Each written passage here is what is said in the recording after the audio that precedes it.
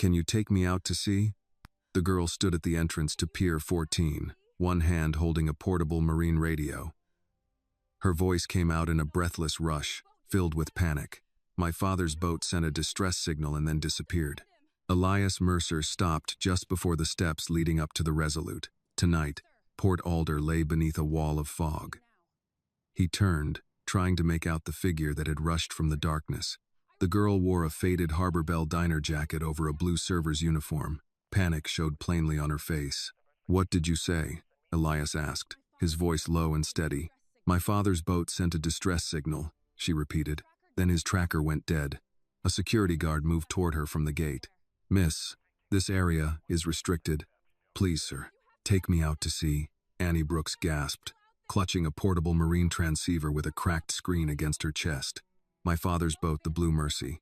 He sent a distress signal, and then he disappeared completely from the public radar system." Captain Ruth Calder stepped down from the deck of the Resolute. She carried a clipboard under one arm and wore the expression of someone who had spent 24 years in the Coast Guard deciding which emergencies were real. "Miss, this is a private dock. If your father's boat is in trouble, call the Coast Guard." "They aren't treating it like an emergency," Annie cried.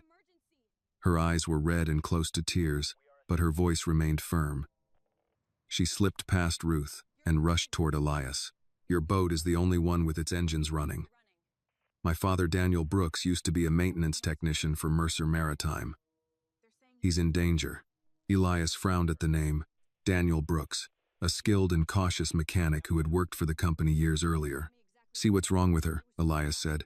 Ruth placed herself between Elias and the girl. "When did the signal come in?" Ruth asked. 20 minutes ago. I was finishing my shift." Annie lifted the radio. "Did you call Harbor Dispatch?" Elias asked. "Yes. And?" "They said the transmission was too short to confirm an emergency. They said the radio could be malfunctioning." Ruth held out her hand. "May I?" Annie hesitated before passing it over. "They also said he might have shut off his tracker because he owes docking fees," she added. "My father has never hidden from a bill." Elias heard something practiced in the way she said it.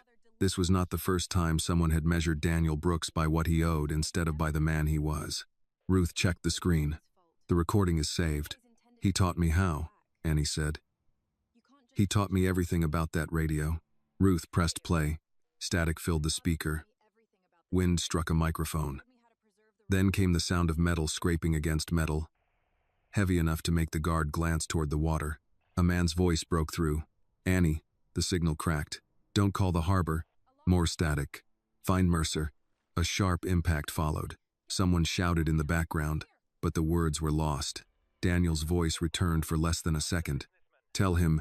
The recording ended. Annie did not look at the radio. She watched Elias. "That isn't all," she said. "There was a data packet after the voice message." Ruth moved through the menu. A set of coordinates appeared, followed by a line of text. "White Lantern Pier 14, ask Mercer who built the second harbor." Below it was a code. "Tibay-Mochin-Mwe-Motbe." Elias's hand stopped on the railing. Ruth noticed. "What is it?" He did not answer at once. C7 referred to construction drawing 7. M91 was an internal Mercer project number from 1991. The final letter identified the second structure. White Lantern had never appeared on a public chart. It had been designed as a floating emergency depot, capable of holding water filters, generators, fuel, medicine, and food after a major coastal disaster. Elias had drawn the first plans at his father's kitchen table when he was barely older than Annie. The project was supposed to have been abandoned. Only 3 people had called it the second harbor: Elias, his brother Julian, and their father. Their father had been dead for 16 years. Elias took the radio and entered the coordinates into his phone. The point lay almost 30 nautical miles west of Port Alder, outside the usual fishing lanes and close to the last known location of the White Lantern prototype. Why would a poor mechanic like Daniel Brooks know about White Lantern? And why had he told his daughter to find Elias? A dark possibility began to settle over Elias's thoughts. "Mr. Mercer?" Annie watched the change in his face. "You know what that message means, don't you? What is the second harbor?" Elias pulled his expression under control. Within seconds, the stunned man disappeared, replaced by the head of a maritime empire. He turned to Ruth. "Calder, Get the Resolute underway immediately. Those final coordinates were going there. Ruth frowned. Sir, we haven't been cleared to leave in level 4 fog. I own the private berth, not the weather, Elias said. File the emergency departure notice and notify the Coast Guard. We leave as soon as the crew is ready. Then he looked at Annie. You're staying ashore? No. This could be a crime scene. I know how my father codes coordinates. Those numbers aren't complete. Elias looked up. What do you mean? He changes one digit using my mother's birthday. He started doing it after someone went through his logbook. Which digit? I'll tell you when we're moving. The security guard gave a short laugh. Elias turned toward him. You'll address her as Miss Brooks. The guard lowered his eyes. Yes, sir. Annie held out her hand for the radio. Elias returned it. Some of the tension left her shoulders. Not much. Ruth began issuing orders. Deck lights came alive along the Resolute. A diesel generator started beneath their feet. Elias remained beside Annie as the crew prepared to cast off. What was your father doing out there tonight, he asked. He said he was checking crab pots. You don't believe him? He took a camera, bolt cutters, and the emergency radio my mother gave him. Annie looked into the fog. He knew he might not come back. Elias read the message again. White Lantern. The second harbor. Daniel Brooks had not sent a distress signal to the harbor. He had sent an accusation directly to the Mercer family. The first lines were cast off 11 minutes later. Ruth moved across the deck with the economy. She checked the bridge, the medical locker, and the engine status herself.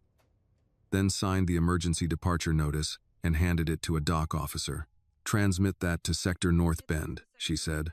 Make sure they acknowledge receipt. The officer glanced at Annie standing near the gangway. She part of the crew? She's part of the emergency. That ended the discussion.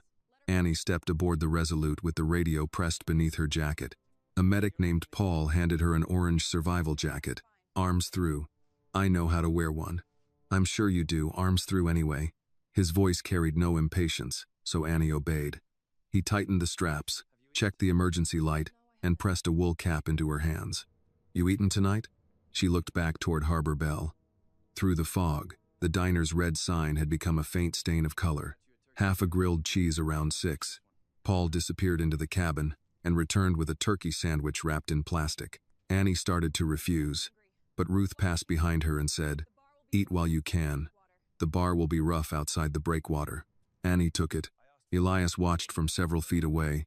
Miss Brooks, he said. She looked at him. The corrected coordinates. When we clear the harbor. You said when we were moving. We're still tied to your dock. The stern line dropped into the water a moment later. The Resolute eased away from Pier 14. Its engine sending a low vibration through the deck. Annie unwrapped the sandwich. My mother was born June 17th, she said. My father changes the 6th digit from the end. He adds 17, then subtracts whatever month we're in. Elias opened the coordinates on a navigation tablet. November, so add 6. Ruth entered the correction from the bridge. The plotted position shifted more than 3 miles north. That puts it outside the marked crab grounds, she said. It also puts it closer to the White Lantern anchorage, Elias replied. Annie stopped chewing. You still haven't told me what White Lantern is. Elias looked toward the windshield. The Resolute's searchlights revealed only white vapor and a short stretch of black water. It was a relief project, he said. A floating depot designed to operate after earthquakes, storms, or port closures. Fuel, food, medical supplies, water systems. Designed by your company? By me. She studied him. And now you don't know where it is? The project was canceled before it entered service. Canceled or hidden? Ruth looked back from the controls. But Elias did not avoid the question. I believed it had been dismantled. Who was supposed to dismantle it? My brother's division. The answer changed Annie's expression. She lowered the sandwich. Julian Mercer. Yes, my father said his name last week. What exactly did Daniel say? Annie hesitated. The engines rose as the vessel turned toward the harbor entrance. He came into the diner after midnight. He looked like he hadn't slept. He ordered coffee, then forgot to drink it. What did he tell you? He asked if I remembered how to copy a radio packet. I thought he was testing me. He does that sometimes. Annie's eyes turned cold. He said relief ships were leaving after midnight with their running lights reduced. Their paperwork listed water filters and emergency generators. But the drafts were wrong. The drafts? How low the ship sat in the water. He said they were carrying more weight than the manifests showed. Elias knew Daniel was right about one thing. An experienced mechanic could read a vessel's load before seeing a single document. Hull depth, engine strain, exhaust temperature ships revealed weight to anyone patient enough to watch.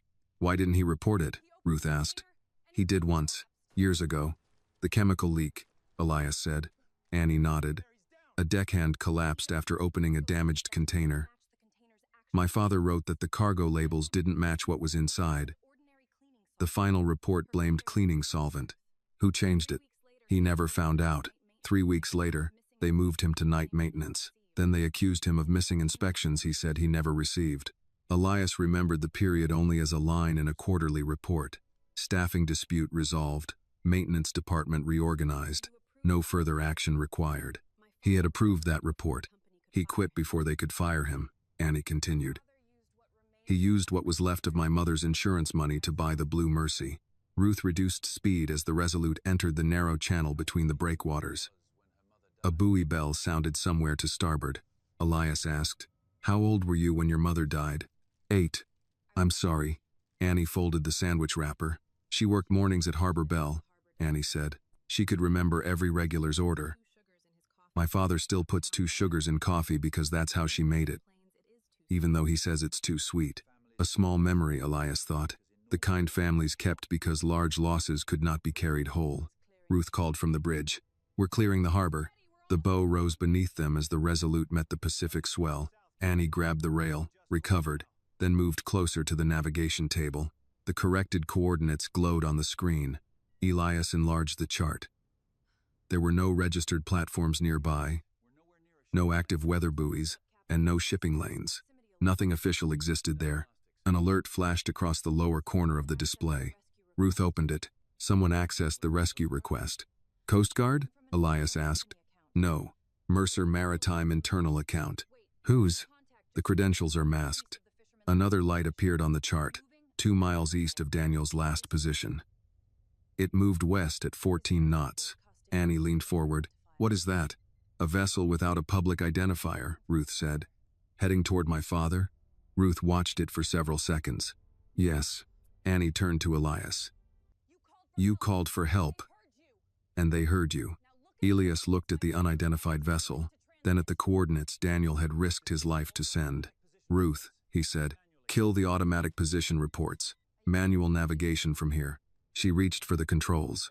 Above them in the Resolute's wheelhouse, Marcus Reed, the communications coordinator, watched the exchange through fogged glass. He slowly lowered the satellite phone from his ear, turned his body away from the bridge crew, and typed a short encrypted message.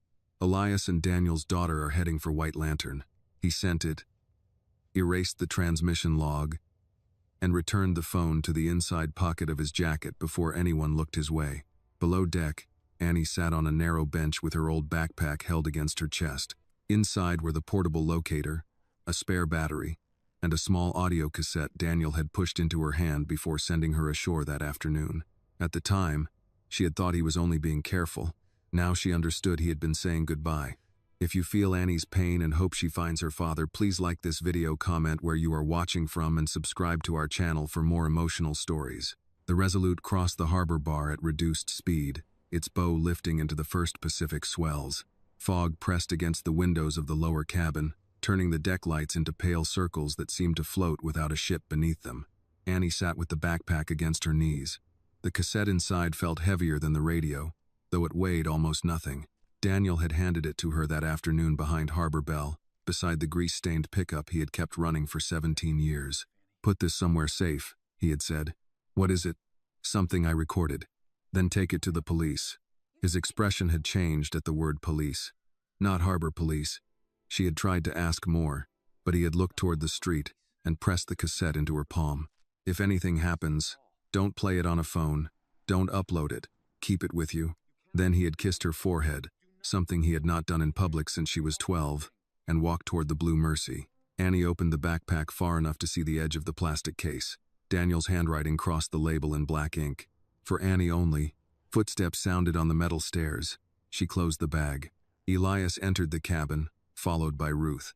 Behind them came 4 members of the rescue crew. Ruth pointed to a broad-shouldered man wearing oil-stained coveralls. Noah Grant, chief engineer and rescue diver. Noah looked at Annie for a moment longer than the others. "Daniel's girl," he said. "You know my father? I used to work with him." "Where?" "Mercer Maintenance, before he bought the Blue Mercy." Annie waited for more, but Noah lowered his gaze and moved aside. Ruth indicated the younger man standing near the doorway. "Marcus Reed, Communications and Navigation Coordination." Marcus gave Annie a polite nod. "I'm sorry about your father." She did not answer. He sounded sincere, which meant nothing to her anymore. The remaining 2 were Paul Dwyer, the medic who had given her the sandwich, and Kelly Shaw, a sonar technician in her early 30s. Ruth kept the introduction brief, then spread a printed chart across the cabin table. "We have Daniel Brooks's corrected coordinates here," she said. "We also have an unidentified vessel moving toward the same area without a public transponder." "How long until it reaches the position?" Noah asked. 26 minutes at its current speed." "And us?" 38. Noah looked toward Elias. "Then we're already behind." "We know," Elias said. Ruth tapped the chart. "Automatic tracking is off. We navigate manually from this point." "Marcus, no outbound transmissions unless I approve them." Marcus's expression did not change. "Understood. No company satellite channel. No internal dispatch. That leaves Coast Guard emergency frequencies. Receive only until we know who accessed the rescue request." Paul crossed his arms. "You think someone inside Mercer Maritime sent that vessel?" "I think someone inside saw the coordinates 3 minutes after Mr. Mercer requested help," Ruth said. "Until I know why, assume every transmission gives away our position." Annie looked around the table. "Someone on this boat could have done it." The cabin went quiet. Marcus glanced at her. "The access happened before most of us boarded." "Most of you," Annie said. Ruth stepped in before the exchange sharpened. "Suspicion is useful only when it changes what we do. From now on, no one works alone. No personal devices. Phones on the table." Paul placed his phone down first. Kelly followed. Noah took longer, then added his. Marcus removed a black smartphone from his jacket and set it beside the others. The satellite phone remained hidden against his ribs. Ruth collected the devices in a metal lockbox. "Miss Brooks," she said, "I need the marine radio." Annie tightened her hand around the backpack strap. "Why?" "To isolate it from the vessel's systems and check whether it's transmitting. My father gave it to me. I'm not taking it away from you. Kelly will test it here while you watch." Annie considered this, then removed the radio from beneath her jacket. Kelly connected it to a diagnostic cable but kept the device within Annie's reach. The screen flickered as she opened the data file. "There's more audio stored behind the text packet," Kelly said. Annie leaned over the table. "We heard the whole recording." "Not exactly." The voice message ended, but another fragment was compressed with the coordinate data. It may have been sent automatically when the microphone cut out. "Can you open it?" Kelly looked at Ruth. "Do it," Ruth said. The first attempt produced only static. Kelly adjusted the filter, stripped away the engine noise, and played it again. Daniel's voice emerged, quieter than before. "If Elias Mercer is there." A burst of interference swallowed the next words. Kelly replayed the fragment at half speed. "Tell him Julian turned the family's good name into a graveyard." No one spoke. Noah looked down at the table. Ruth watched Elias. Annie watched everyone.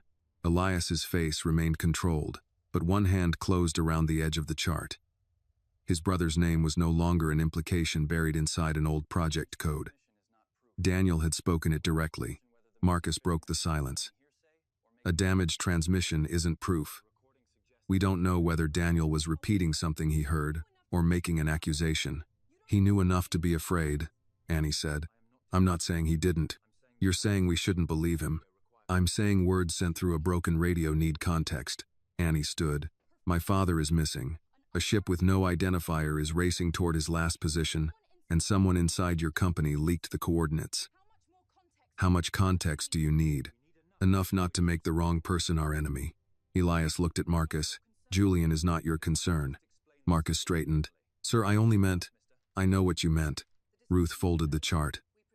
"Discussion is over. Noah, check the engine room and emergency pumps. Kelly, Stay with the radio and search for anything else embedded in the packet. Marcus, bridge communications. Paul, prepare for a hypothermia recovery. The crew moved. Noah paused beside Annie. Your father was the best mechanic I ever worked with. Then why did he leave? Noah glanced toward Elias before answering. Because being right didn't protect him. He followed Ruth up the stairs. Elias remained in the cabin. Annie lowered her voice. Did you know what your brother was doing? No. You trusted him? Yes. Is that supposed to make it better? No. The answer came without defense. Annie studied him, then opened her backpack enough to return the radio. Her fingers touched the cassette case, but she did not reveal it. Not yet. Above them, Marcus reached the wheelhouse and took his position at the communications console.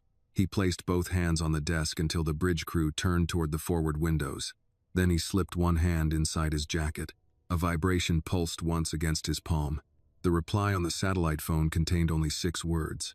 Get the recording before they arrive. The reply disappeared from Marcus Reed's screen after 5 seconds, but the order remained clear in his mind. Get the recording before they arrive. He returned the satellite phone to his jacket and looked through the wheelhouse windows. The Resolute searchlights cut 2 narrow tunnels through the fog. Beyond them, the Pacific was invisible. Ruth stood at the helm, studying the radar. Unidentified vessel changed course. Marcus moved closer to the display. Toward us? No. South by southwest. Elias entered the wheelhouse behind them. Is it leaving Daniel's position?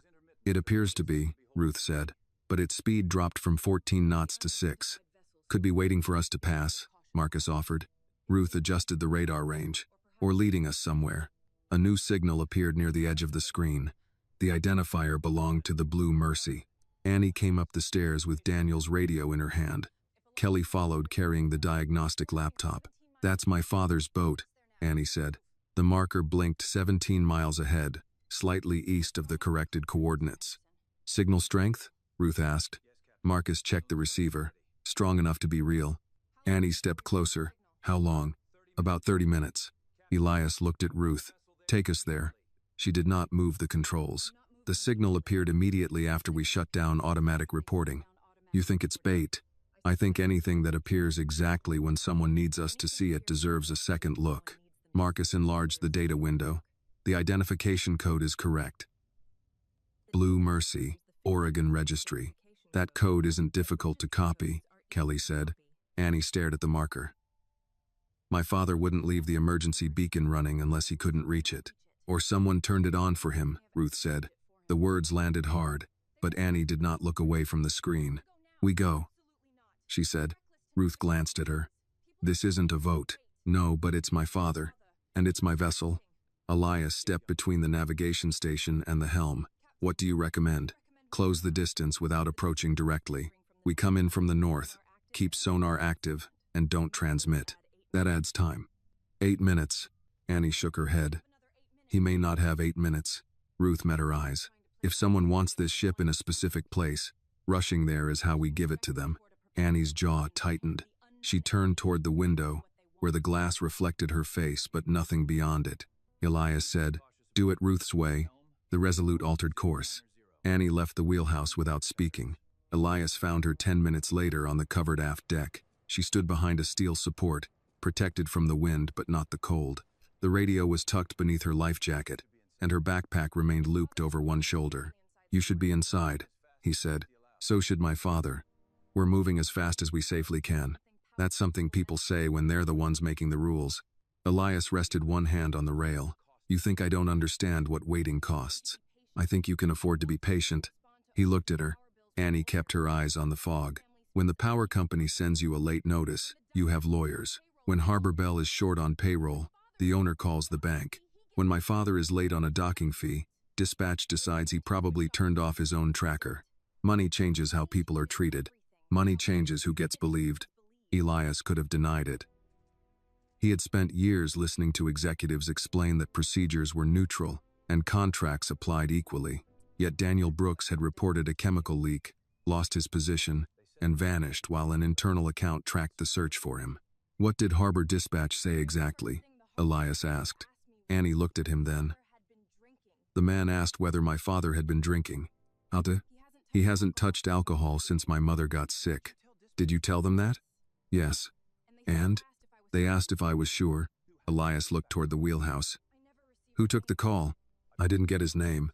We'll find out. If we bring my father home. When? Annie's expression changed slightly.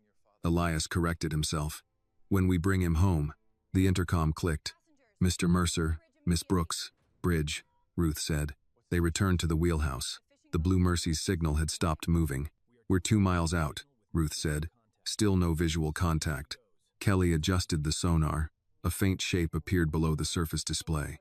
Object ahead, small profile, she said.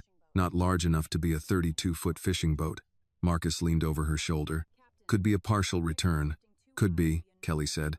But it's drifting too high. Ruth reduced speed to 4 knots. The searchlights reached a pale object rising and falling between the swells. An orange emergency beacon flashed above a blue plastic drum. Nothing else surrounded it. Annie gripped the edge of the console. That's his beacon. The drum had been weighted with scrap chain, enough to keep it upright but light enough to follow the current. Someone had secured the Blue Mercy's emergency transmitter to the top. Ruth brought the Resolute alongside at a distance. Noah and Paul retrieved the device with a boat hook. Daniel's vessel identification had been entered correctly. The casing showed no storm damage, but one mounting bolt had been cut cleanly. Noah examined it under the deck light. Removed with a power tool. Could Daniel have done it? Elias asked. No reason to. Annie crouched beside the beacon. Water ran from its casing onto the deck. Her father had taught her how emergency signals moved through current and wind. During summers, he would drop marked floats outside the harbor and make her calculate where they would reach shore. She looked toward the navigation display. What direction has it been drifting? Kelly checked the current data. Southeast. How long? Based on battery level. Maybe 45 minutes. Annie stood and crossed to the paper chart. Then it didn't come from the location where we found it. No, Ruth said. Annie traced the current backward with her finger. It came from here. Her fingertip stopped 5 miles northeast, closer to White Lantern. Ruth entered the revised point. The chart displayed deep water and no registered structures. Marcus watched from the communications desk. If Annie's estimate was correct, they were moving back toward the real site.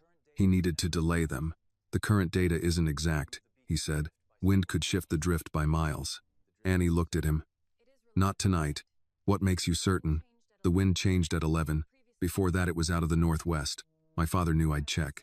Marcus smiled without warmth. You're assuming he left the beacon. No, Annie said. I'm assuming the person who planted it didn't know he taught me how to read the water. Ruth ordered the new course. As the Resolute turned northeast, Annie placed one hand over the backpack at her side. The cassette inside was still hidden, but the false beacon told her something Daniel had feared was already true. Someone knew he had recorded them, and someone on the Resolute seemed determined to keep them from reaching the place where he had disappeared. The Resolute held its new course northeast, engines working against the swell. The false beacon disappeared behind them, swallowed by fog and distance. But the discovery changed the mood on board. No one spoke unless necessary. Every sound, the vibration of the deck, the scrape of a cabinet latch, the short burst of radio static seemed to carry more weight than before. Annie remained near the navigation table with her backpack pressed against her side. Ruth had ordered everyone to stay visible, yet Annie noticed Marcus found reasons to move between the wheelhouse and the communications station more often than the others. Each time he passed, his eyes dropped toward her bag. Kelly adjusted the sonar gain. Small debris field ahead. How far? Ruth asked. 800 yards. Noah came up from the engine room, wiping his hands on a rag. Main systems are clean. Whoever planted that beacon didn't touch us. Not yet, Ruth said. The Resolute slowed. Searchlights moved across the water until they caught pieces of floating wreckage. A broken crab pot marker, a length of net, and a white section of painted fiberglass. Annie recognized the color before anyone pulled it aboard. That's from the Blue Mercy. Noah knelt beside the fiberglass panel. 2 bolts remained fixed along one edge. The opposite side had been torn outward. Port rail, he said, near the stern. Storm damage? Elias asked. Noah ran a thumb across a deep black mark. No, rubber transfer. Something larger pressed against her. Annie stared at the mark. A ship hit him, not a direct collision, Noah said. More like it came alongside and forced him over. Kelly called from the sonar station. Oil traced to starboard. Ruth turned the vessel 3 degrees. The searchlight found a thin silver film moving across the water. Noah smelled it. Diesel. Could be from the damaged rail? Elias asked. Not that much. Annie moved to the edge of the deck. A strip of blue rope floated near the oil. Paul recovered it with a hook. A gold ring was tangled in one of the knots. Annie stopped breathing for a moment. She took the ring from Paul and turned it beneath the deck light. A narrow scratch crossed the inside band. It's his. You're certain? Ruth asked. My mother dropped it in the driveway once. Dad ran over it with his truck. They had it repaired, but the mark never disappeared. She closed her fist around it. Noah looked toward the water. Daniel never took that ring off.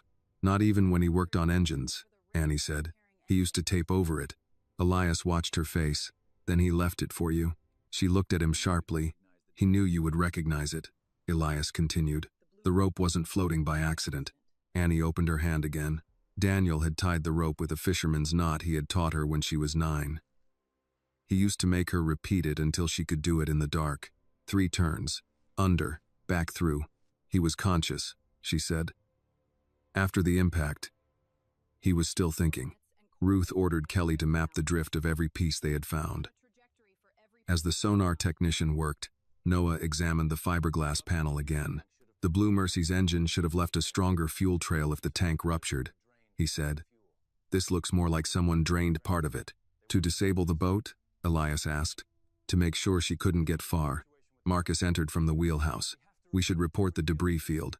Ruth did not look up. Not yet. If this is now a confirmed collision, we don't know who receives the report.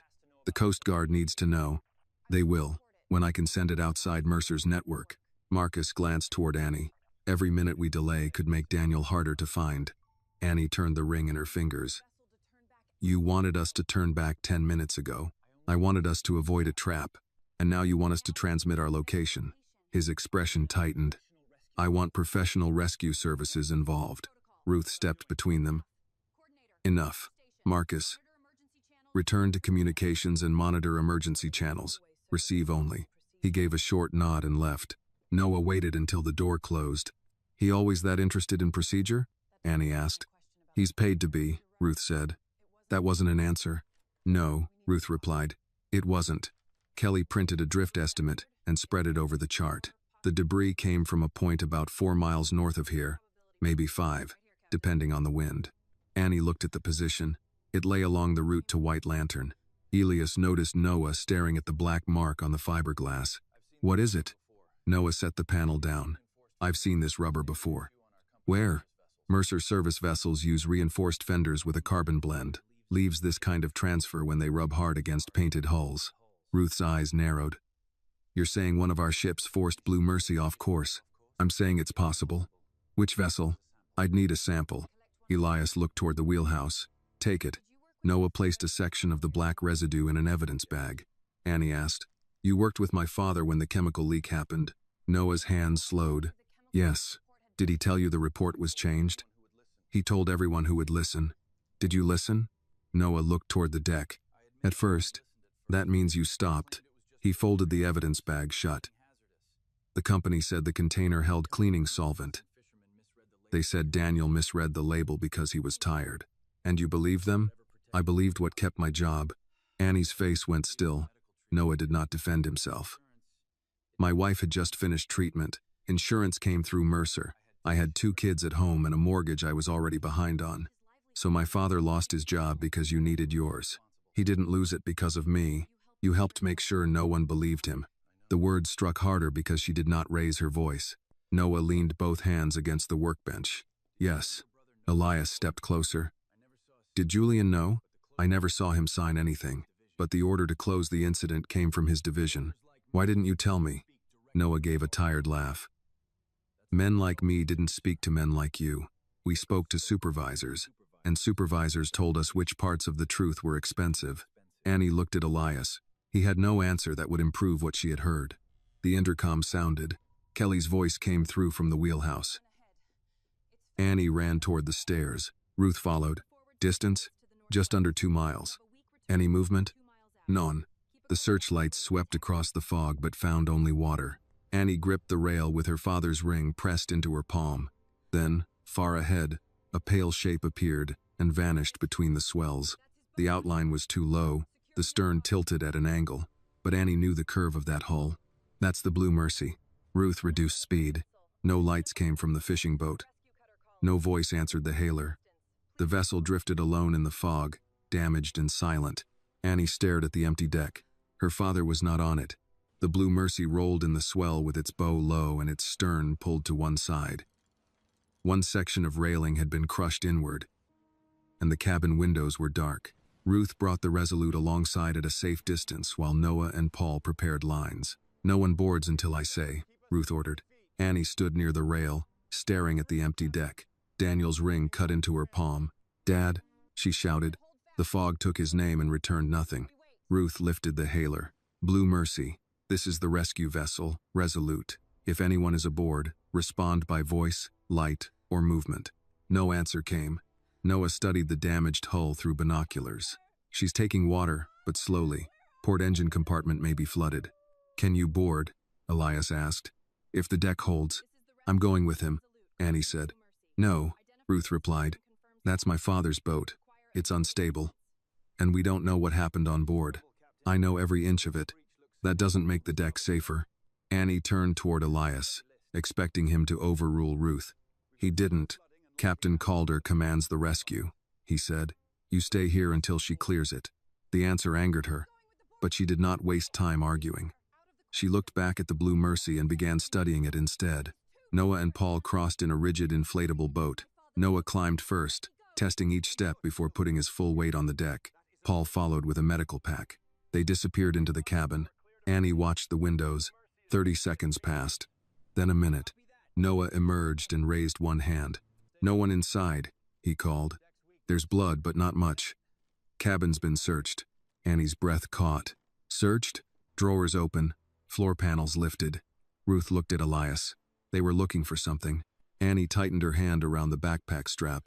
Noah disappeared below again. A moment later, his voice came through the radio. Engine controls were disabled manually. Fuel line cut. Emergency locator removed. Whoever did this knew the boat. "Any sign Daniel went overboard?" Ruth asked. "Life jacket's missing, so is the dinghy." Annie shook her head. "The dinghy motor hasn't worked since August." Noah answered through the radio. "Then he didn't leave on his own." Paul found a blood smear on the cabin door and a strip of gray cloth caught on a broken latch. It did not belong to Daniel. Annie knew every jacket he owned.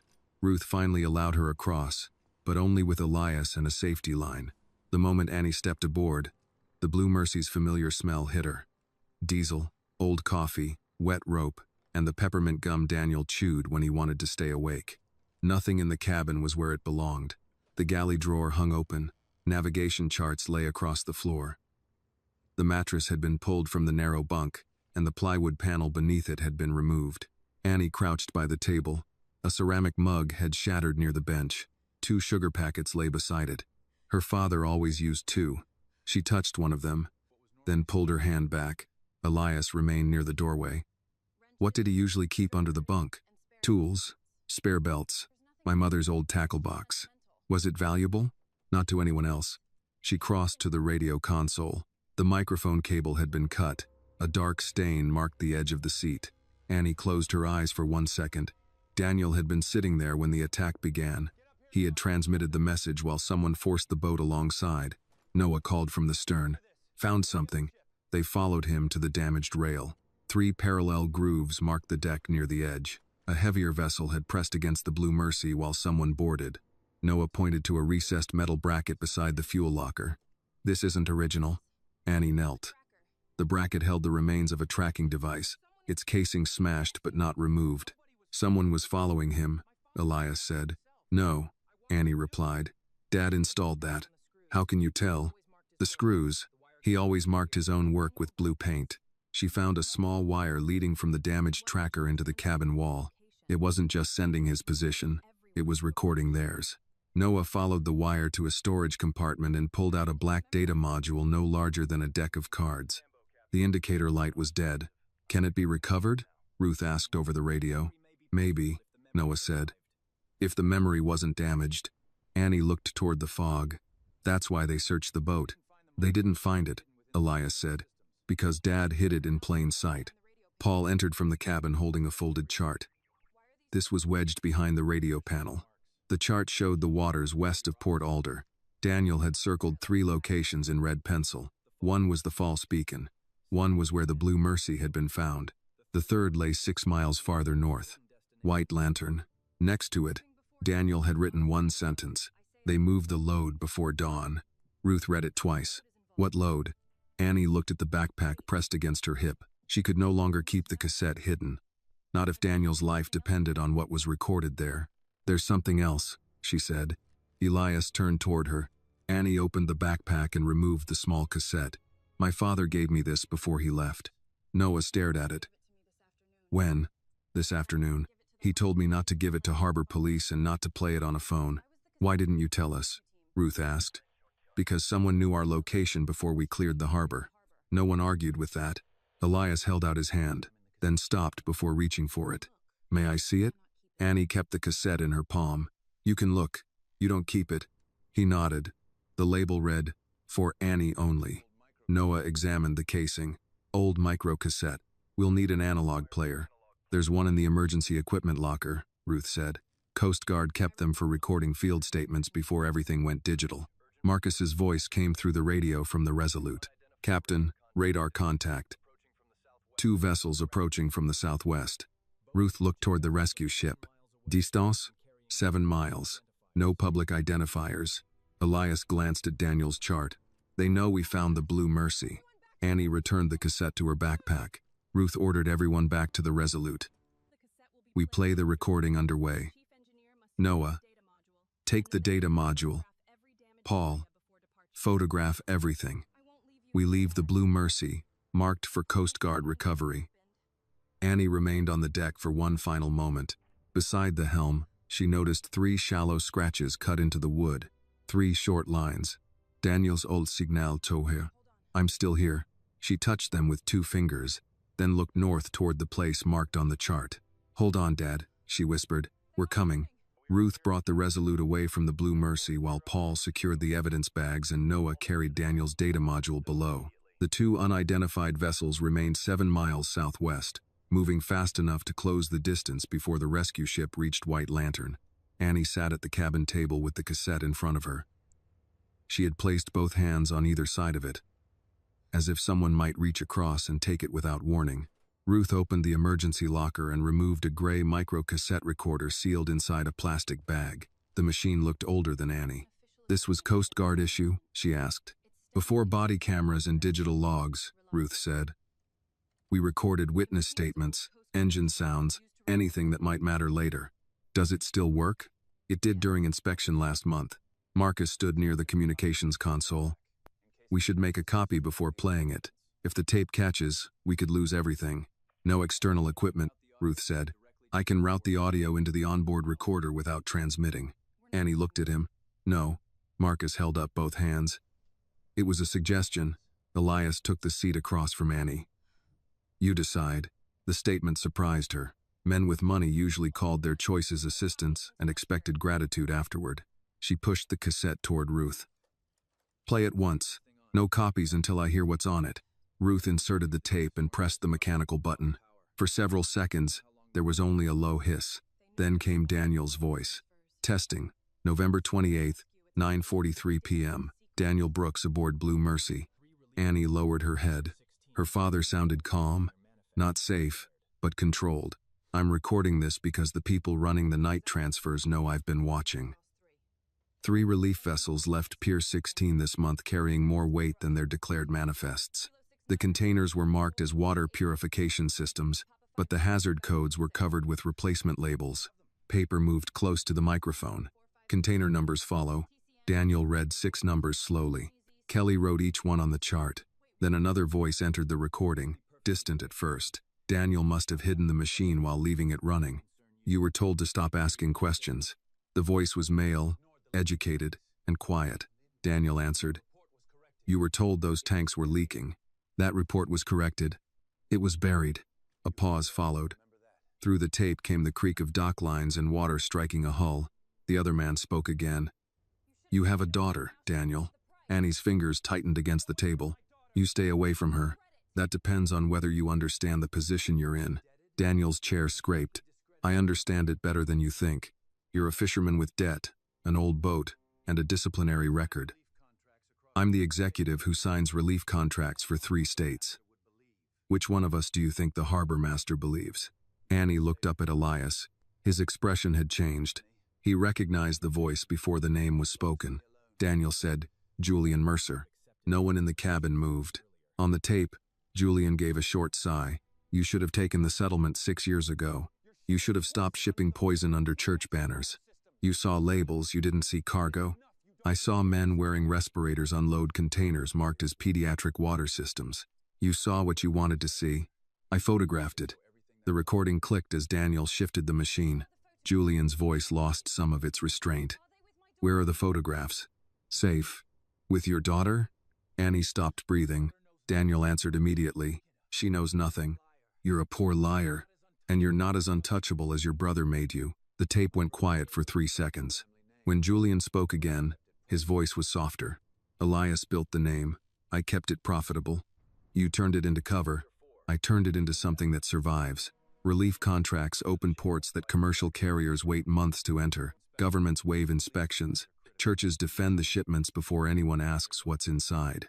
People see the Mercer name and assume someone respectable already checked." Daniel said, "And Elias? He signs what I put in front of him." The words seemed to alter the air inside the cabin. Elias looked toward the dark window. On the tape, Julian continued, "My brother likes engines, speeches, and clean hands. He doesn't look beneath the deck unless something stops moving." Daniel's reply came without hesitation. "Then I'll make sure something stops." A door slammed. The recording changed. Wind filled the microphone, followed by Daniel's uneven breathing. He spoke quickly. "Annie, if you hear this, do not take it to harbor police. Find Elias Mercer. Make him listen to his brother's voice. The transfer point is White Lantern. They call it the second harbor." The final section was harder to hear. Daniel was moving, perhaps climbing aboard the Blue Mercy. "There's a shipment before dawn. If they know I copied the manifest, they'll come for the tape. Keep it off every company network." The sound of an engine approached. Daniel's last words were almost lost beneath it. "Baby girl, none of this is your fault." The tape ended. Annie stared at the recorder. Paul moved toward her, then stopped. There was no useful gesture for what she had just heard. Marcus spoke first. "We need to transmit those container numbers to the Coast Guard." Annie looked at him. "My father said not to use company networks. This is bigger than one man's warning. That one man is the reason we know any of it." Ruth removed the cassette and returned it to Annie. "She keeps it." Marcus's jaw tightened. "Captain, those vessels are 5 miles out. If something happens to us, then you'll follow my orders before it does." Elias remained seated. Annie placed the cassette back in its case. "He warned your company 6 years ago." "Yes, you signed the report that called him wrong." Elias did not ask how she knew. The answer was already on his face. "I approved the closure," he said. "And then you forgot his name." "Yes, no excuse. No speech about delegation." Annie almost wished he would defend himself. Anger was easier when the other person refused to admit the damage. "You believed your brother?" "I did." "Because he was family?" "Because believing him allowed me not to look closer." The engines shifted beneath them as Ruth changed course. Annie looked toward the bridge. "Where are we going?" "White Lantern," Ruth said, "but not by the route on Daniel's chart." She pointed to the 2 approaching vessels. "They expect us to continue north. We turn west, cut our lights, and approach from the weather side." Marcus stepped toward the radar. "That takes us into an unmarked current. It takes them away from us. It also puts us outside the safest lane." Ruth faced him. "You seem unusually concerned with where this vessel goes." "I'm doing my job. Suami." A warning tone sounded at Kelly's station. She checked the display. The approaching vessels just changed course. Ruth looked at the radar. Both contacts had turned west. They were following. "No automatic reports," Noah said from the doorway. "No transmissions." Annie looked around the cabin. Every personal phone sat inside Ruth's lockbox. Yet someone still knew their position. Ruth's gaze moved from one crew member to another. There is a live transmitter aboard this ship. Marcus said nothing. Annie pulled the backpack closer and felt the weight of the radio, the cassette, and the evidence her father had trusted her to carry. The danger was no longer only waiting at White Lantern. It was traveling with them. Ruth ordered the Resolute searched from bow to stern. No one was allowed to move alone. Noah took the engine room with Paul. Kelly checked the sonar bay and every cable connected to the navigation system. Marcus remained on the bridge under Ruth's direct supervision, while Elias stayed with Annie in the lower cabin. The two unidentified vessels continued west. They were not guessing. They were tracking. Annie sat at the table with the backpack between her feet. The cassette was back inside, wrapped in a dish towel Ruth had found in the galley. Daniel's radio rested on the table beside it. Elias watched the radar repeater mounted on the wall. "Someone planned this before we left the dock," he said. Annie looked at him. "You sound surprised." "I am. You own the company. That doesn't mean I know every person working inside it. No. It means you decided who was allowed to know things for you." He accepted the blow without answering. Above them, Ruth's voice came through the intercom. "Kelly, check the emergency locator and all backup antennas."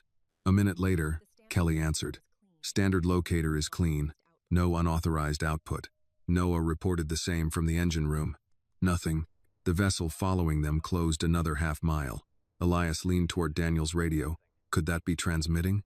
"Kelly checked it," Annie said. "Devices can hide secondary functions. My father built half the modifications himself. That doesn't make it impossible." Annie pulled the radio closer. "No one takes this apart." "I didn't say we would." "You were thinking it." Before Elias could reply, 3 sharp knocks sounded against the cabin door. Annie froze. The old signal. "I'm still here." The door opened, and Paul stepped inside holding a screwdriver and an evidence bag. "Sorry," he said. "Ruth asked me to use a knock so nobody got nervous." "You picked the wrong one," Annie said. Paul saw her expression. "I didn't know." "What did you find?" Elias asked. "A secondary antenna behind the medical cabinet. Small magnetic mount. Not part of the original equipment." Annie stood. "Where?" "Inside the wall panel. Whoever installed it knew the wiring layout." Ruth entered behind him. She held a black transmitter no larger than a deck of cards. One green light blinked on its side. "Short-range satellite burst unit," she said. "It has been transmitting our position every 90 seconds. "Can you trace who installed it?" Elias asked. "Not from the unit itself." "Where was it powered?" "Medical backup circuit." Paul frowned. "That panel was sealed this morning." "Who had access?" Annie asked. "Crew, maintenance, supply staff." Marcus appeared in the doorway. "And anyone with master clearance," he added. Ruth looked at him. "You were told to remain on the bridge. Kelly has the watch. I saw the signal drop from the tracking vessels." He pointed toward the transmitter. "They noticed we found it." Ruth handed the device to Paul. "Put it in the shielded case." Marcus turned to Elias. "We should change course again." "Why?" Annie asked. "Because they know we know." "That doesn't answer her," Ruth said. Marcus kept his voice even. "If they lose our signal, they'll move to intercept the most likely destination, White Lantern." "That's where we're going," Annie said. "And that's exactly why we shouldn't go directly." Elias studied him. "What do you recommend?" "Send a false position report east, then circle north." Ruth shook her head. "No outbound transmissions. We can use the tracker we found. Feed them a false route. That tells them we're manipulating the signal. They already know." Annie watched Marcus as he spoke. He did not appear afraid. He looked irritated, as if the discovery had disrupted a schedule. "How did you know the vessels stopped receiving us?" she asked. Marcus turned toward her. "The radar contacts changed speed. They're outside public identification range. Speed doesn't tell you what signal they lost. It's an obvious conclusion." "Is it?" Ruth's gaze shifted to Marcus. He smiled faintly. "Miss Brooks, you're tired and frightened." Annie's face hardened. There it was again. Not wrong. Tired. Not observant. Frightened. Elias spoke before she could. "Answer the question." Marcus looked at him. "The vessels reduced speed within seconds of the transmitter being removed. That suggests they were following the signal. Kelly didn't report the speed change over the intercom," Ruth said. The cabin fell silent. Marcus's eyes moved once toward the stairs. Ruth stepped between him and the door. "How did you know?" "I was on the bridge. You said Kelly had the watch. She told me before I came down. Ruth lifted the radio clip to her shoulder. Kelly, did you speak to Marcus about the contacts changing speed? A pause. Then Kelly answered. No, Captain. Marcus moved first. He shoved the table into Ruth's legs and lunged for the stairwell. Elias caught his coat, but Marcus twisted free and drove an elbow into his chest. Annie grabbed the backpack and backed against the wall as Paul tackled Marcus near the door. Marcus struck Paul across the temple with the edge of his hand, then reached inside his jacket. Ruth drew her sidearm. Don't. Marcus stopped with one hand beneath his coat. Slowly, Ruth said. 2 fingers. He withdrew a satellite phone. The screen was still lit. Elias and Daniel's daughter are heading for White Lantern. Below it was the reply. Get the recording before they arrive. Annie stared at the message. Ruth took the phone from him and passed it to Elias. Marcus looked at Annie. Give me the cassette. No. You don't understand what's on it. I heard enough. Your father is alive because they still think he can lead them to the original. The original what? Marcus's jaw tightened. He had said too much. Ruth pressed him against the wall and secured his wrists with plastic restraints. Elias held up the phone. Who sent this? Marcus laughed once. You already know. Julian? Marcus said nothing. An alarm sounded from the bridge. Kelly's voice came over the intercom. Captain, both vessels are accelerating. They're coming straight for us. Ruth pushed Marcus into a chair and fastened the restraints to a steel support. How long? She asked. 7 minutes. Noah's voice followed from the engine room. Ruth, I've got a pressure drop in the main fuel line. She looked at Marcus. What did you do? He leaned back against the chair. You were never supposed to reach White Lantern. The Resolute's engines shuddered beneath them. Then the lights went out. Emergency lights came on 3 seconds later, washing the cabin in red. The Resolute's engines coughed beneath the deck, recovered for half a turn, then dropped into a slow, uneven vibration. Somewhere below, Noah shouted over the intercom. But static broke his words apart. Ruth pressed the transmit switch. Noah, repeat.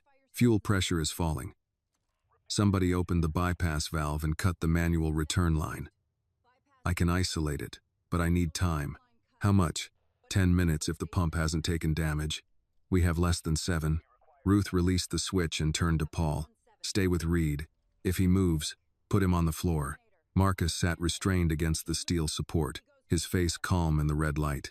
You should listen to him, he said. Those boats won't ask questions. Annie held the backpack against her chest. Neither did you. Elias moved toward Marcus, but Ruth blocked him with one arm. Not now. A horn sounded outside, low and close. Kelly's voice came from the bridge. First vessel is under a mile. Second one is moving to our port side. They're boxing us in, Ruth said. She headed for the stairs. Elias and Annie followed. The wheelhouse windows had turned black without the deck lights. Radar and navigation screens ran on backup power, their glow reflecting across Kelly's face. 2 contacts approached from the southwest. One held directly behind the Resolute.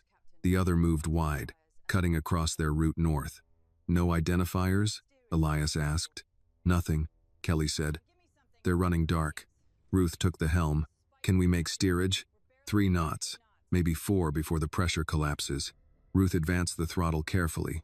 The vessel responded with a shudder. Annie looked through the windshield. Fog pressed against the glass, but something moved inside it, a darker shape traveling parallel to them. A white searchlight snapped on. It swept across the Resolute's stern, passed over the wheelhouse, then went dark again. They saw us, Annie said. They already knew where we were, Elias replied. The marine radio crackled. Resolute, reduce power and prepare to receive a boarding party. The voice had been altered electronically. Ruth lifted the handset.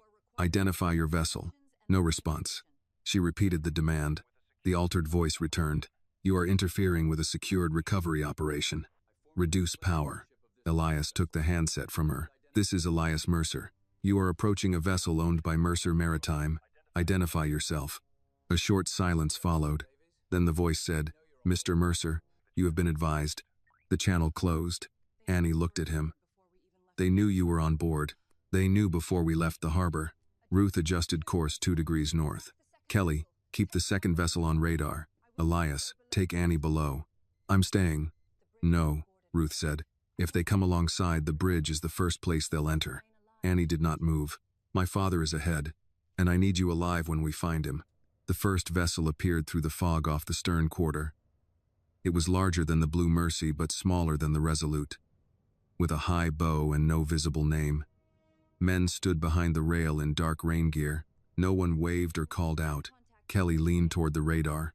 Second contact is changing angle. How close? Ruth asked. Half a mile. A sharp impact sounded below. The Resolute lurched to port. Annie grabbed the navigation console. What was that? Noah came over the intercom. Fuel pressure's gone. Main engine just shut down. The remaining engine dropped to idle. Their speed fell. The following vessel closed the distance. Ruth turned to Elias. Get her below now. This time Elias took Annie by the shoulder.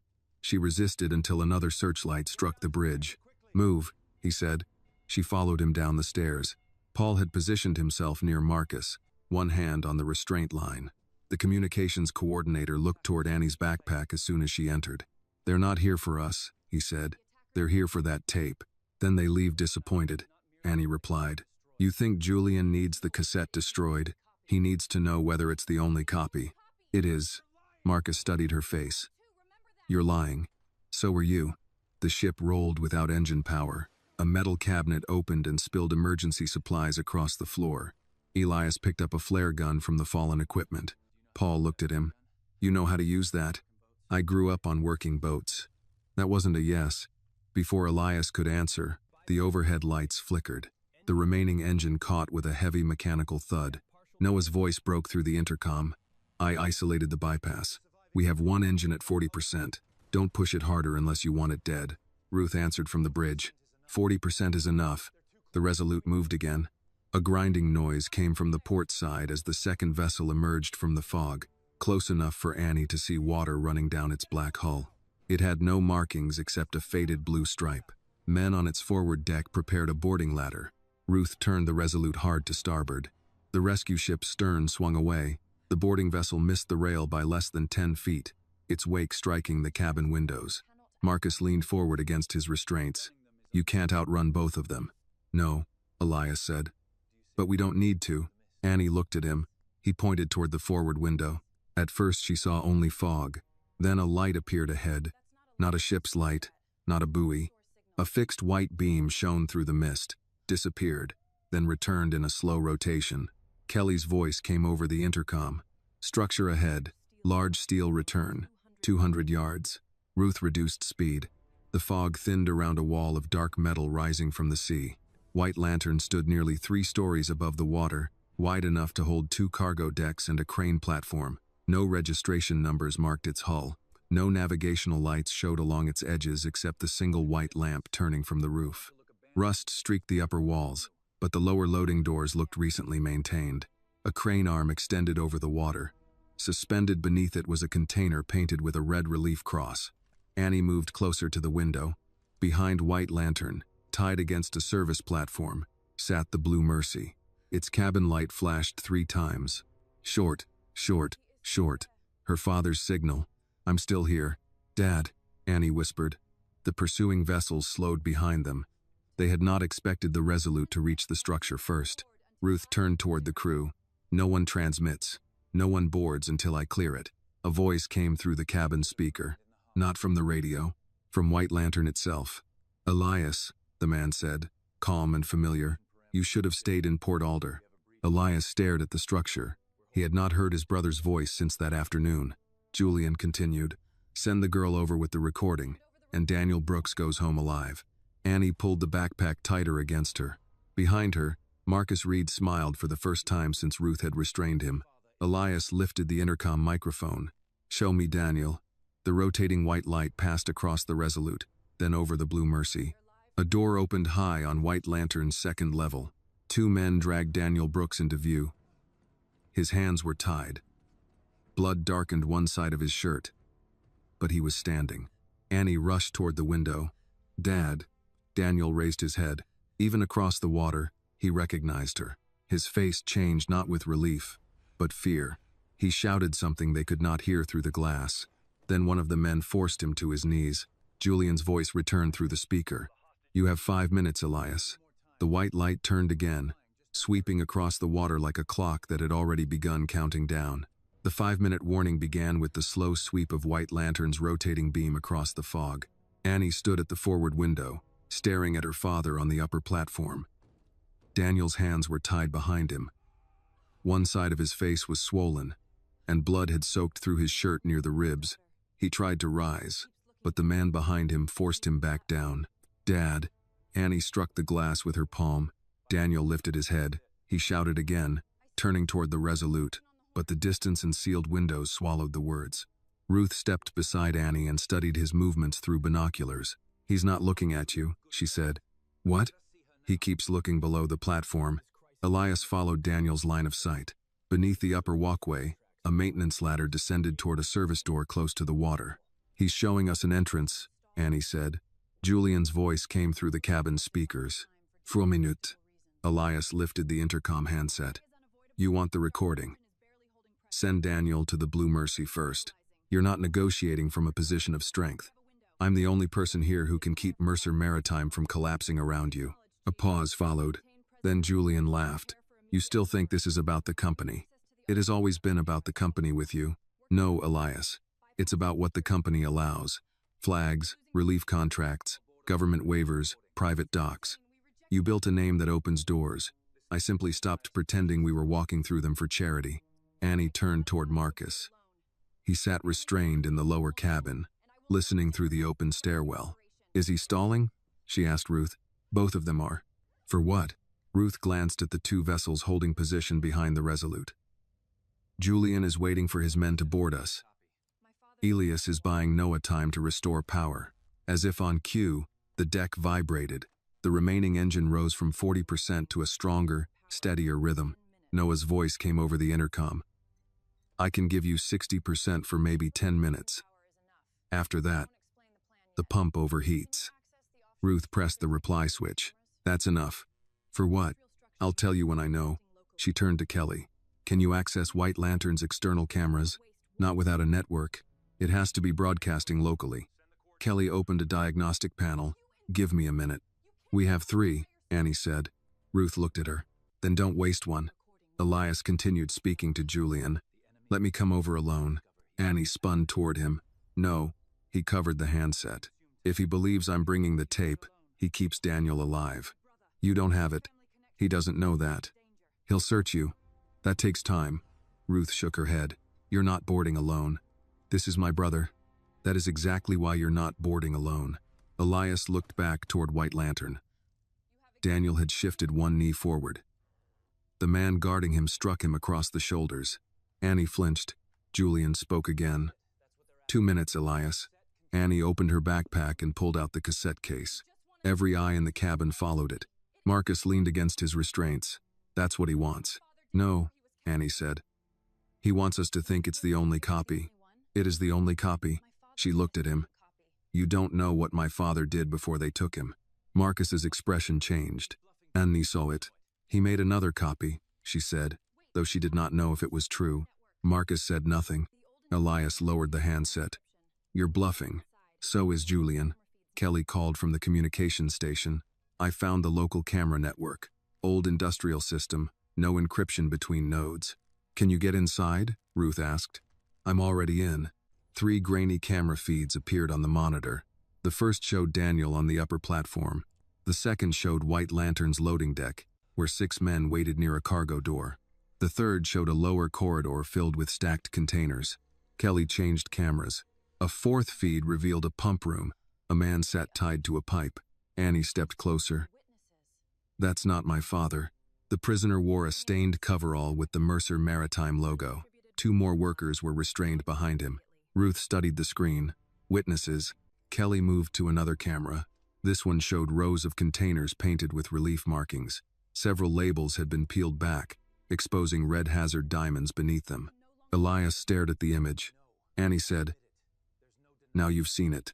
He did not look away. "Yes. You can't say you didn't know anymore." "No." The rotating light crossed the Resolute again. 1 minute, Julian announced. Ruth pointed at the lower service door on the camera map. "That entrance Daniel keeps looking at connects to the pump corridor. We can reach it from the water." Elias understood. "A boarding team. Small boat. No lights. We use the fog and keep Julian focused on you." Who goes? Me, Tors, and Annie. Elias turned sharply. No. Annie answered before Ruth could. I know the signal Daniel uses. I know where he'll expect me. You're 18. And he's my father. You don't have rescue training. I don't need to lead the rescue. I need to help you find him. Ruth looked at Annie. You follow every instruction the first time. No argument once we leave this cabin. Annie nodded. Elias stepped closer to Ruth. You're taking a civilian teenager onto a hostile structure. I'm taking the only person Daniel is trying to guide. The speakers clicked. Time, Julian said. Elias lifted the handset. I'm coming over. Bring the girl. No. Then Daniel Deese. Annie reached for the microphone, but Elias held it away. She looked at the camera feed again. Daniel shifted his body and struck the platform 3 times with his heel. Short, short, short. Then twice. Annie froze. That's not our normal signal. What does it mean? Ruth asked. Annie counted the pattern again. 3 means he's still there. 2 means danger is moving. Kelly switched back to the loading deck camera. The 6 armed men had left their position. Ruth checked the rear radar. The 2 vessels behind the Resolute were moving again. They're boarding now, she said. Metal struck the hull on the port side. Hooks caught the railing above the aft deck. Paul pulled Marcus's chair farther from the stairs. Noah came up from the engine room carrying a heavy wrench. The first boarding ladder hit the side of the Resolute. Ruth drew her sidearm. Kelly, lock the bridge. Paul, stay with Reed. Noah, hold the lower passage. She looked at Elias. Keep Julian talking. Then she turned to Annie. Put the cassette away. We go through the starboard launch. Annie returned the tape to her backpack. Outside, boots landed on the aft deck. Elias raised the handset as Ruth guided Annie toward the emergency ladder. Julian, he said, before this night ends, you and I are going to talk about every person you buried beneath our name. His brother's answer came softly through the speakers. No, Elias. Before this night ends, one of us is going to own it. Ruth led Annie down the emergency ladder as boots struck the aft deck above them.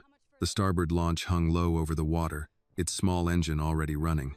Torres waited inside with one hand on the tiller and the other gripping the rail. Get in, Ruth said. Annie climbed aboard, keeping the backpack pressed beneath her life jacket. Ruth followed and released the davit. The launch dropped hard into the swell, then disappeared into the fog beside the Resolute. Behind them, metal rang against metal. Men shouted on the rescue vessel. A flare burst above the stern and turned the fog red. Torres pushed the throttle forward. How many boarded? At least 4, Ruth said. Armed? Yes. Annie looked back, but the Resolute was already fading from view. Elias is still there. He knows what he's doing, Ruth said. That's not what you said before. No. Before, I said he makes bad decisions when family gets involved. Right now, he's buying us time. The launch crossed the narrow stretch of water between the vessels. White Lantern rose ahead of them, its steel walls wet and without markings. The rotating light passed overhead, but the launch remained below its beam. Torres cut the engine 20 yards from the service platform. They drifted the rest of the way. Ruth caught the lower ladder and held the boat steady. Annie, you stay between us. If we stop, you stop. If we tell you to run, you run. I understand. Say it. I follow the first instruction. Ruth nodded. Torres climbed first, then Annie, then Ruth. They reached a narrow landing beside a steel door set just above the waterline. There was no handle. Torres ran her fingers along the frame. Magnetic lock. Annie looked at the old hinge plate. It's not original. Ruth glanced at her. How do you know?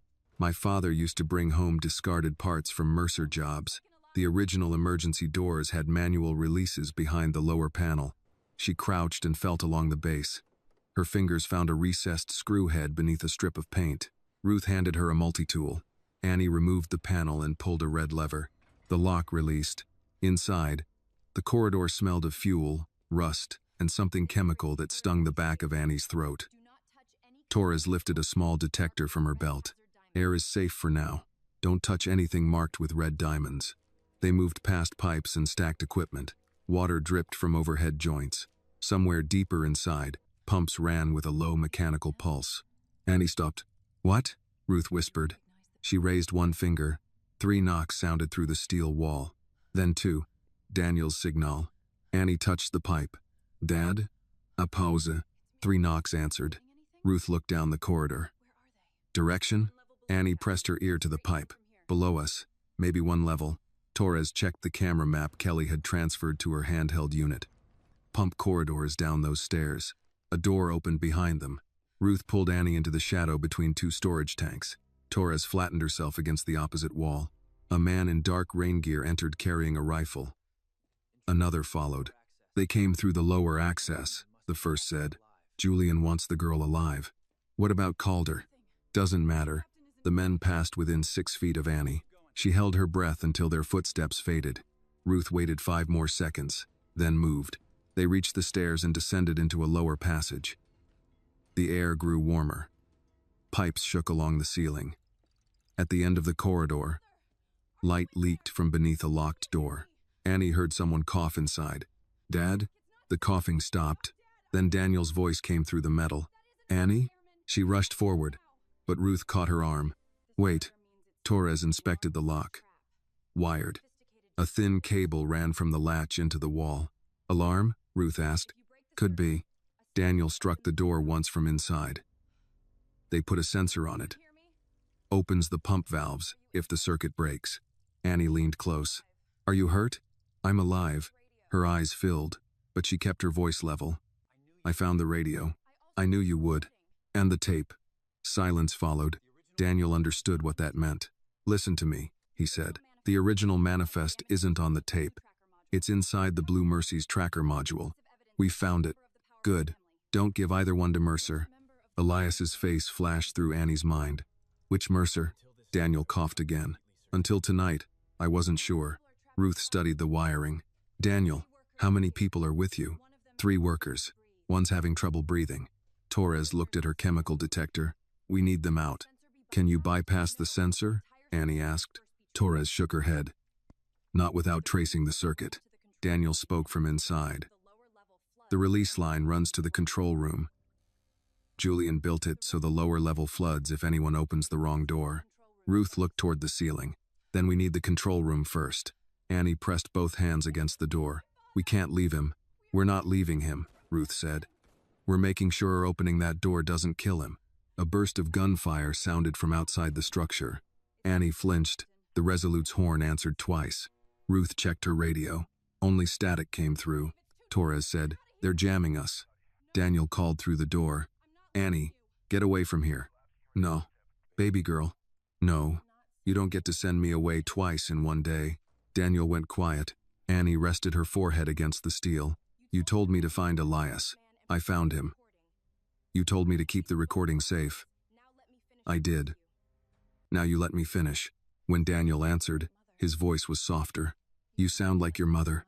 Annie closed her eyes. Ruth placed one hand on her shoulder. We move now. They headed toward the central stairwell. Above them, speakers crackled to life. Julian's voice filled the passage. Captain Calder, Agent Torres, Miss Brooks, you've made impressive time. Ruth stopped. You're being watched, Julian continued. The door behind you is connected to the ballast system.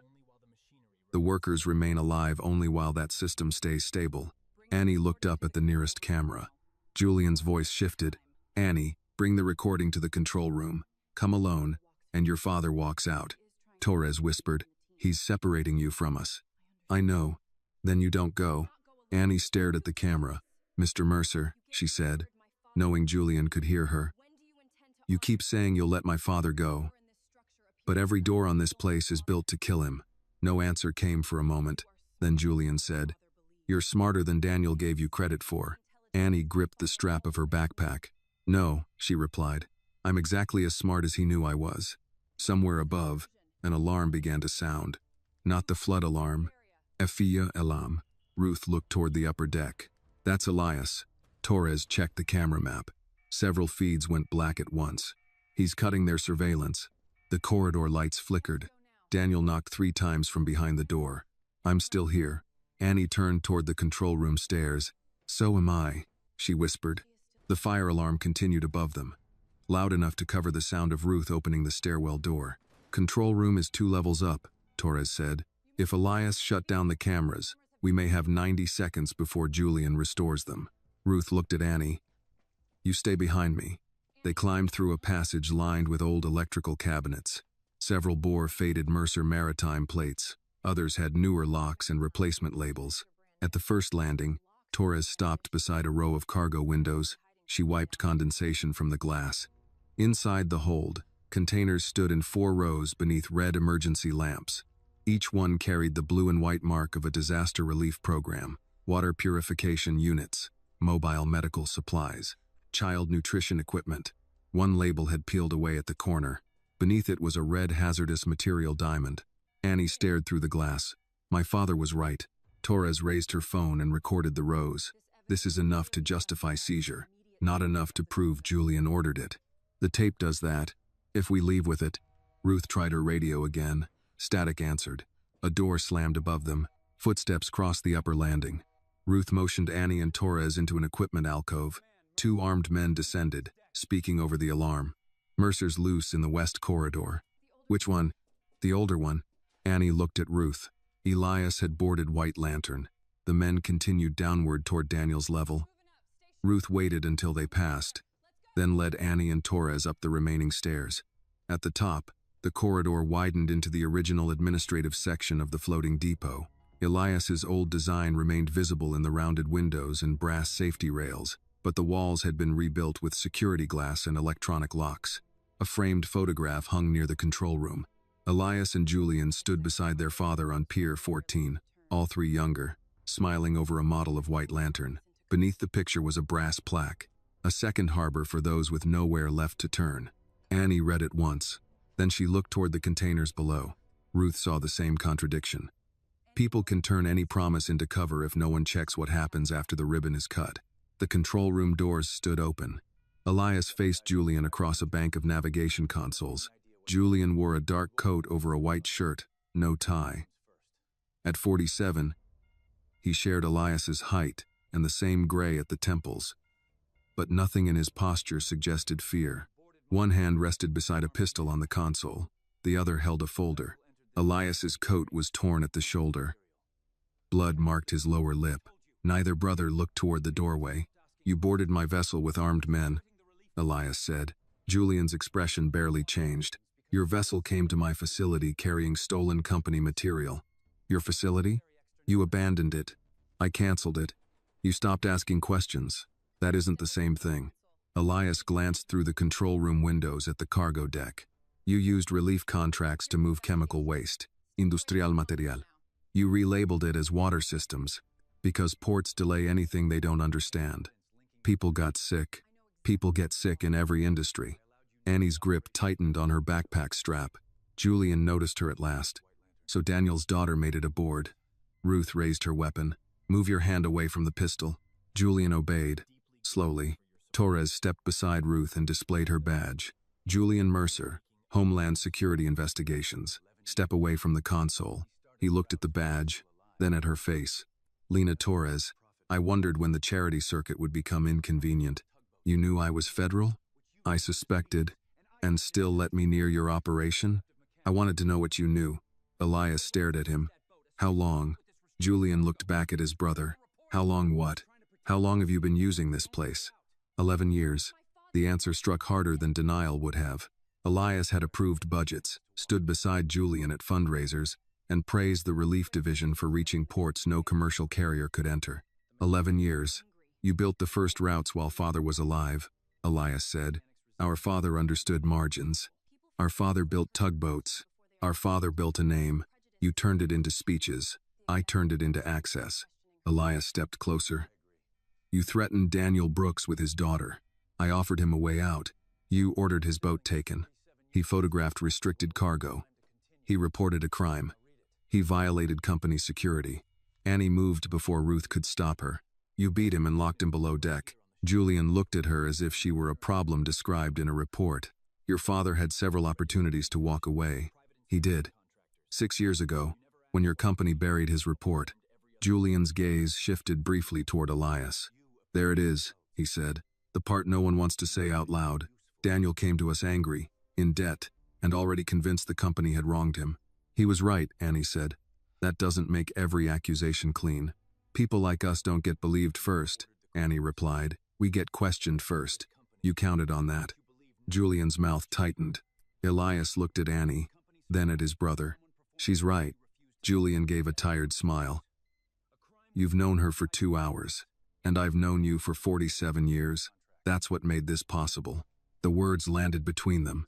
Julian picked up the folder and tossed it onto the console. Read it. Elias opened it.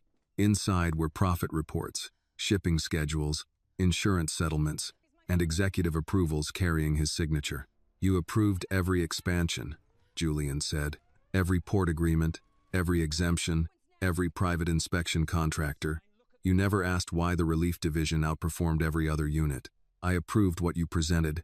You approved the results. That doesn't make me part of this. No, it makes you useful. Elias closed the folder. For years, he had believed distance protected him. He handled ship design, public contracts, acquisitions. Julian handled logistics. Their separation had seemed efficient. Now it looked like permission. I didn't order this, Elias said. But I built a company where you believed no one would question you. Julian's eyes changed, not with shame, but irritation. You built a company that survives because someone does what you refuse to see. No. You built a crime inside my silence. Call it what you like. The port stayed open, the contracts paid, thousands kept their jobs. And how many communities took your waste? Julian did not answer.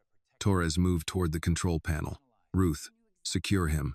A warning light flashed. Julian looked at it and smiled faintly. The lower door has been opened. Annie's head snapped toward the display. A diagram of the pump level appeared. Water pressure indicators began rising. You said the door was connected to the ballast system, she said. It is. My father is in there. Yes. Ruth grabbed Julian and forced him away from the console. Stop the sequence. I can't. You designed it, Elias said. No, you did. Elias looked at the original emergency schematic on the screen. The ballast override was part of his first design, meant to stabilize White Lantern after hull damage.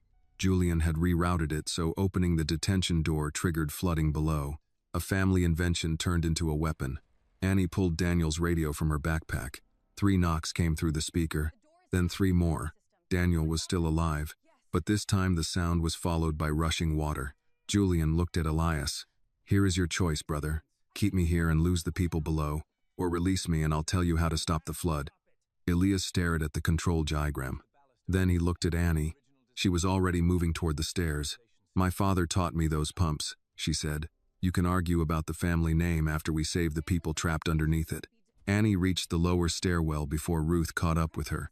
Slow down, Ruth said. The pressure system is already unstable. My father is behind that door. And if you rush the wrong valve, he stays there underwater. Annie stopped at the first landing. The warning lights along the passage had changed from amber to red. Beneath the alarm came another sound now. Water moving through pipes that had not carried a full load in years. Torres followed with Julian's pistol secured at her belt. Elias is keeping him in the control room. He says he may be able to isolate the ballast section from above. May? Annie asked. That's the honest word. They descended. Water covered the lowest step. Daniel's voice came through Annie's radio, broken by static.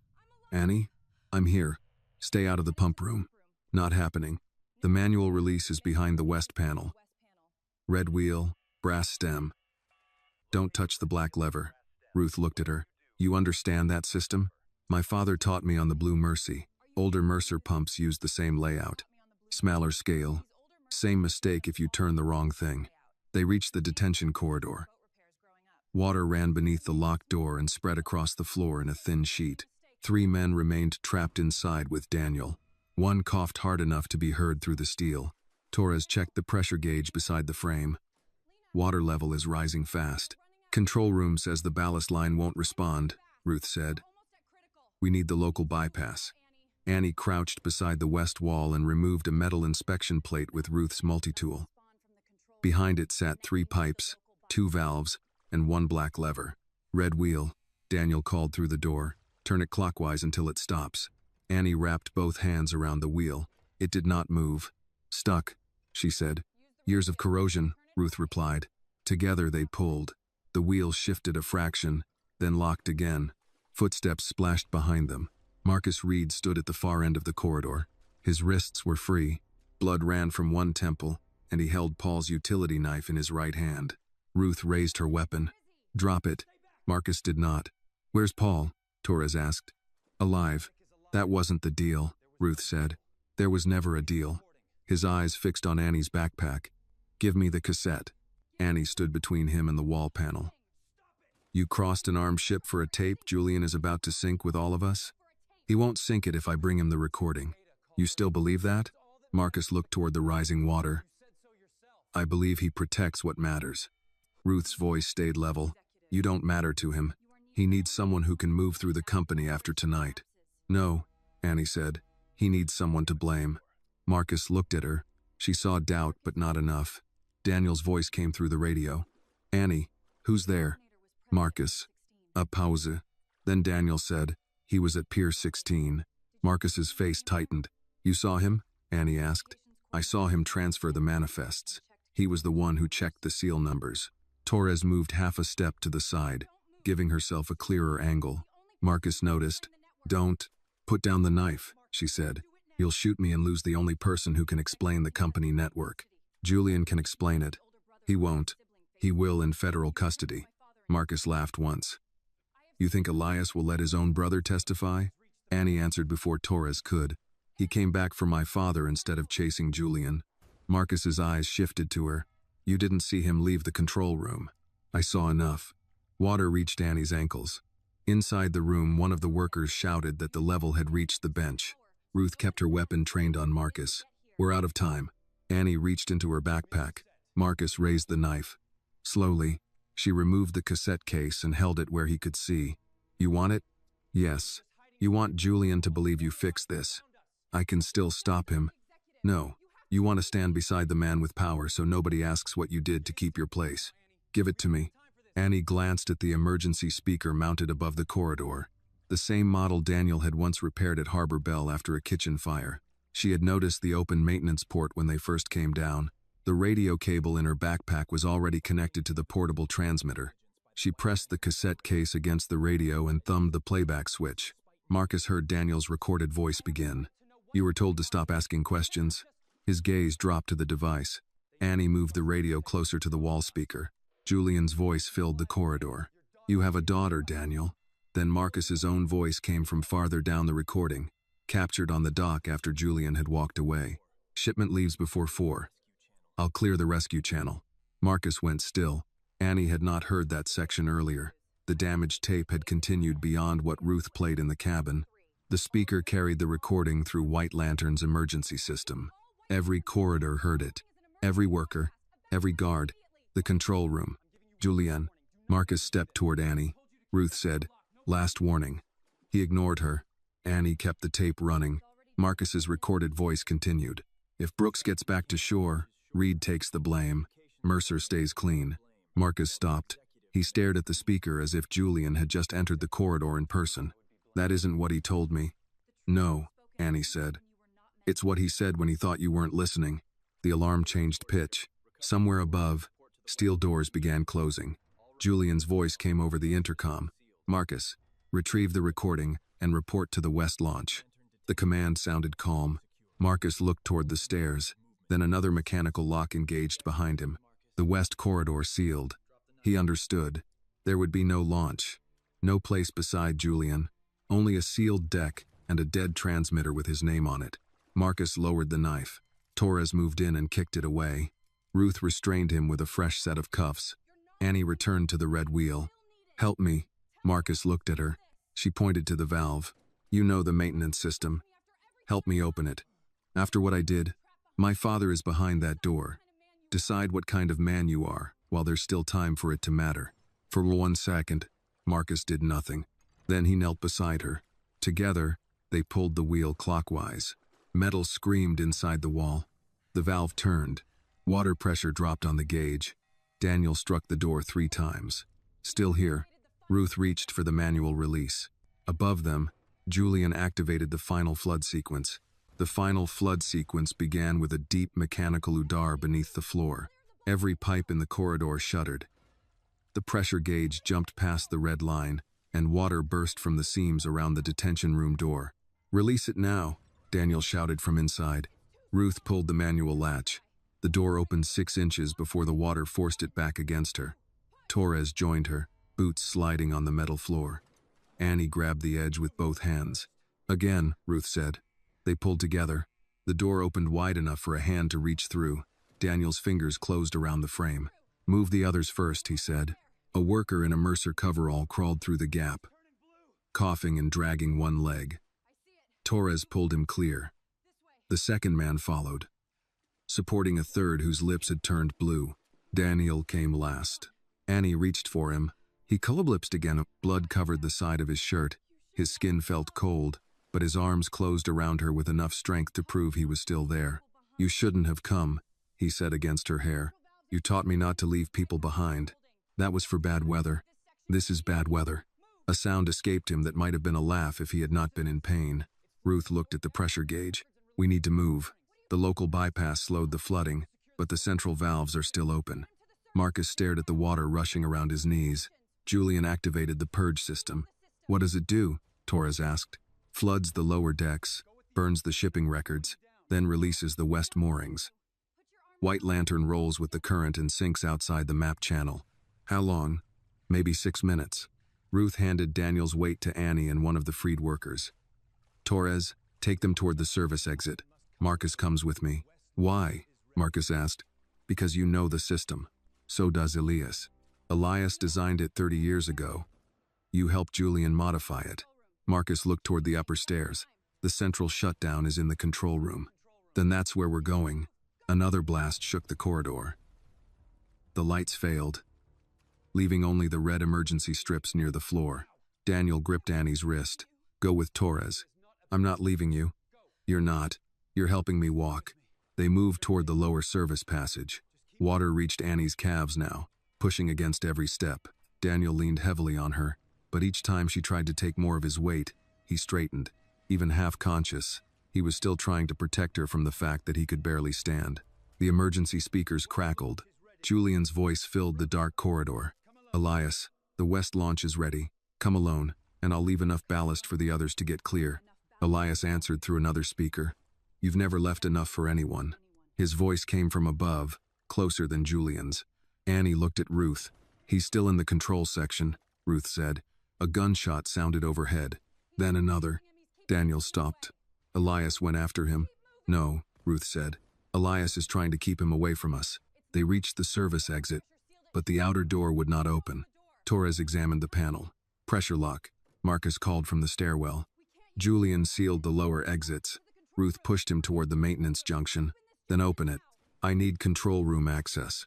Find another way. Daniel pointed weakly toward a yellow pipe running along the wall. Emergency hydraulic return. Marcus followed it with his eyes. There's a local bleed valve behind that panel. Annie helped Daniel sit against the wall. She removed Ruth's multi-tool and opened the cover. Inside were 2 handles. One red, one black. Daniel caught her hand before she touched either. Black lever kills the hydraulic pressure. You told me not to touch it. Before the flood sequence. Now it's the only way to release the door. What happens if I pull it? All watertight doors on this level lose powered seals. Torres understood first. The flooded compartments open too. Daniel nodded. Water moves through the whole deck. We could be swept out, Annie said, or trapped here when the structure rolls. Ruth looked at the rising water. Pull it. Annie wrapped her fingers around the black lever. For a moment, she remembered Daniel teaching her the Blue Mercy's pump system when she was 11. He had made her repeat every rule aloud. Red controls flow. Black ends control. Never touch black unless staying put is worse. She pulled. The corridor filled with the sound of locks disengaging. The service door opened inward, and seawater drove through the gap. Torres and Marcus forced it wider, while Ruth secured a line to the exterior ladder. Workers first, Ruth ordered. The injured men crossed into the rescue launch waiting below. Daniel tried to send Annie ahead. She refused without speaking. Above them, the gunfire stopped. Elias came over the emergency system.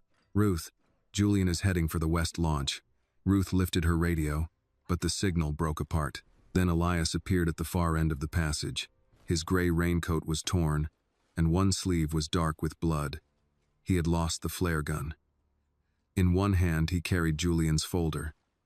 In the other, He held the old control room key.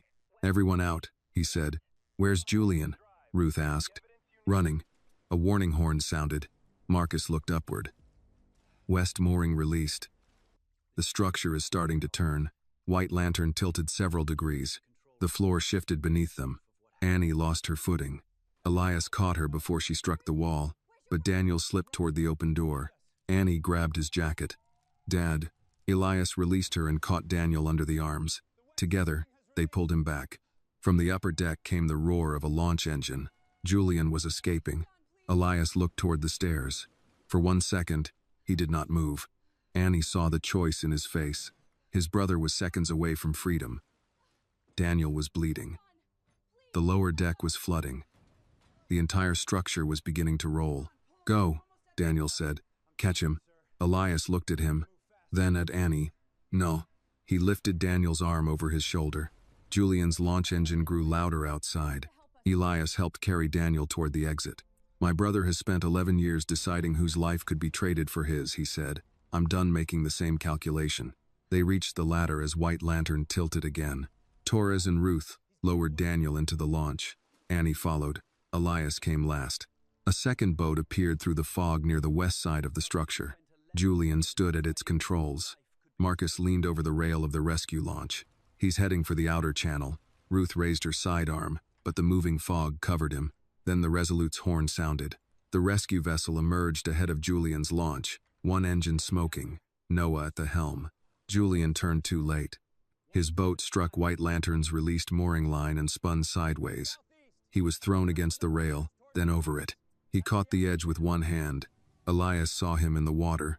The launch drifted close enough that Elias could have looked away. Instead, he reached down and seized Julian's wrist. Julian stared up at him. "After everything, you're saving me?" Elias pulled until Ruth could secure Julian's other arm. "No," Elias said. "I'm making sure you live long enough to answer for every name you tried to erase." Behind them, White Lantern's lower deck disappeared beneath the water. Ahead, the first Coast Guard lights broke through the fog. Dawn reached Port Alder before the Resolute did. The fog thinned as Coast Guard cutters escorted the damaged rescue vessel toward Pier 14. White Lantern remained behind under federal control, listing but still afloat after emergency crews sealed the lower compartments.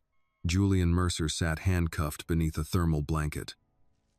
Marcus Reed sat several feet away with a bandage around his head and an agent beside him. Neither man spoke. Daniel Brooks lay in the medical cabin with oxygen beneath his nose and 3 broken ribs strapped tightly enough to make every breath an effort. Annie sat beside him, holding his wedding ring between both hands. He opened his eyes as the engine slowed. "Did you keep the recording?" he asked. Annie stared at him. After everything, the attack, the flooding, the men with guns, the first thing he asked about was the evidence. "I kept you," she said. "The recording was only what remained." Daniel's mouth moved into a tired smile. "Your mother would have liked that answer. She would have told you not to go alone. She told me that about most things. You never listened. Not often enough." Annie slipped the ring back onto his finger. It stopped at the swollen knuckle, so she threaded it onto the cord around his neck instead. Outside the cabin, Elias stood near the stern while federal agents photographed the damaged hull. Blood had dried along his sleeve, but he refused treatment beyond a bandage. Ruth found him there. "You should sit down," she said. "I've spent enough years sitting down while Julian handled things." "That isn't what I meant." "I know." The Coast Guard cutter sounded one short horn as Pier 14 appeared through the clearing fog. Workers had gathered behind the security fence. Some still wore night shift coveralls. Others had come from nearby fishing boats and diners after hearing that the Resolute was returning with Daniel alive. Elias watched them. For years, he had known the harbor through reports. Cargo volume, fuel prices, labor costs, insurance claims. He had mistaken numbers for knowledge. Now he saw faces. Daniel spent 9 days in the hospital. Doctors treated hypothermia, blood loss, a punctured lung, and injuries caused by the men who had questioned him aboard White Lantern. Annie slept in a chair beside his bed for the first 2 nights, until Ruth brought her home, placed a key on the table, and told her the hospital would call if anything changed. The investigation moved faster than anyone expected because Julian's operation had depended on nobody seeing the whole system at once. Daniel's recording provided the orders. The tracker module from the Blue Mercy contained routes, vessel identifiers, and timestamps. White Lantern held the containers, altered manifests, payment records, and testimony from workers kept there against their will. Marcus agreed to cooperate after learning Julian had planned to blame him for the entire network. Noah Grant gave federal investigators the names of supervisors who had changed the chemical leak report 6 years earlier. He admitted accepting money and remaining silent. "I told myself I was protecting my family," he said in his statement. "What I protected was my paycheck. Daniel paid the difference." Several port officials were arrested. Others resigned before charges were filed. Mercer Maritime's relief division was placed under federal supervision, and every cargo shipment from the previous 11 years was reopened for review. Daniel's disciplinary record was formally withdrawn. The notice arrived in a plain envelope. Annie read it twice at the kitchen table. "That's all?" she asked. "One page?" Daniel sat across from her with a blanket over his shoulders. "Government paper is thin. Doesn't mean the years were. They should apologize." "They did. They said the record was corrected. That isn't an apology." "No. You deserve more." Daniel looked toward the window, where the Blue Mercy sat on blocks in the repair yard. So did a lot of people. Elias held a press conference 3 weeks after the rescue. He refused the ballroom his public relations team had reserved and spoke from a temporary platform at Pier 14. Behind him stood dock workers, fishing crews, Coast Guard personnel, and families from neighborhoods later found to have been exposed to improperly shipped industrial waste. Julian's photograph was not displayed. Neither was Elias's company logo. "My brother built a criminal operation inside Mercer Maritime," Elias said. But saying that alone would be another way of hiding. Cameras clicked. "I approved the divisions he controlled. I signed reports I did not examine closely enough. When workers raised concerns, the company treated their income, race, and job title as reasons to question them before questioning those above them." Annie stood beside Daniel near the rear of the crowd. Elias continued, "Daniel Brooks told the truth 6 years ago. We punished him because believing him would have been expensive. Our refusal to listen cost far more. He announced his resignation as chief executive. An independent board would oversee compensation for affected workers in coastal communities. A separate whistleblower office would report outside Mercer Maritime's management. Reporters shouted questions about the company's stock price. Elias answered only one. "Will the Mercer name survive this?" He looked toward Daniel and Annie. "That is no longer the question that matters." 6 months later, a bronze plaque was installed at Pier 14. The names of injured workers, missing crew members, and communities affected by the illegal shipments covered its surface. Daniel had argued that his name should not appear larger than anyone else's. At the top were 7 words. "Truth does not disappear at sea." Annie wore her mother's old brown coat to the dedication. The sleeves were slightly short, but she refused to have them altered. Daniel stood with a cane. His breathing had improved, though he tired easily. Noah kept his distance until Daniel walked over and offered his hand. "I should have stood beside you," Noah said. "Yes," Daniel replied. Noah lowered his eyes. Daniel held the handshake a moment longer. "Stand beside the next person." Elias remained behind the workers instead of joining the officials in the front row. When the ceremony ended, he approached Annie with an envelope. She looked at it. "What is that?" "A scholarship offer. From Mercer Maritime? From an independent maritime education fund. You paid for it. I funded it. I don't control who receives it." "And they chose me?" "They did." Annie glanced at Daniel. "I haven't decided whether I'm leaving." Her father shook his head. "You decided years ago. You've just been waiting for permission. I can't leave you alone. I raised you to have a life, Annie, not to spend it standing guard over mine." That afternoon, the 3 of them took the repaired Blue Mercy beyond the breakwater. Daniel remained near the helm. Elias checked the engine twice, until Daniel told him to stop insulting his repairs. Annie stood at the bow as Port Alder grew smaller behind them. There was no fog, no emergency signal, no hidden vessel following their wake. "Do you remember the night I begged you to take me out to sea?" she asked. Elias stood beside her. "I do. That was the night you saved your father." Annie looked toward Daniel, then back at Elias. "No, that was the night my father made you see what you had spent years refusing to look at." Elias did not defend himself. He only nodded. The Blue Mercy continued west beneath a clear sky. For the first time in her life, Annie looked at the open sea and saw not what it could take from her, but how far it might carry her. The story teaches us that injustice grows when good people choose silence over courage. Truth may be ignored, hidden, or attacked, especially when it comes from those with little power, but it does not disappear. Real justice begins when people are willing to listen, take responsibility, and stand beside those who have been dismissed or mistreated. Courage is not the absence of fear. It is the decision to protect what is right even when the cost is high.